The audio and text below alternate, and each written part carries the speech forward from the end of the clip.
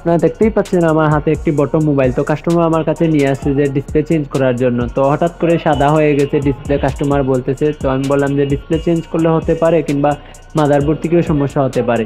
তো কাস্টমার বললো যে ভাই আপনি দেখেন কি সমস্যা হতে পারে। তো আমি আগে যদি জানতাম যে এই ফোনটি আরও কয়েকজন মেকারে দেখেছে, তাহলে আমি আসলে ফোনটি খুলতাম না।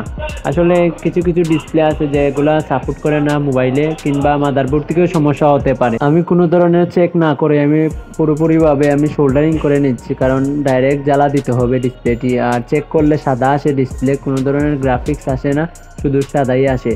তো আমি রিস্ক নিয়ে আমি কাজটি করে ফেললাম, আর দেখতেই পাচ্ছেন আমার কাজটি ওকে হয়ে গেল। এই ডিসপ্লেগুলো সাধারণত সব মোবাইলে সাপোর্ট করে না, ভার্সনে মিলে না, বিদায় সাপোর্ট করে না। আর আসলে 4-5 জায়গায় দেখানো হয়েছে মোবাইলটি, কেউ ওকে করতে পারেনি, আর রিস্ক নিয়েও কাজ করে না। তো আসলে সব জিনিসের রিস্ক নিলেও হয় না, কাস্টমাররাও বুঝতে হবে যে আমি পুরোপুরিভাবে ওকে করে ফেললাম, আমার কাজটি ওকে হয়।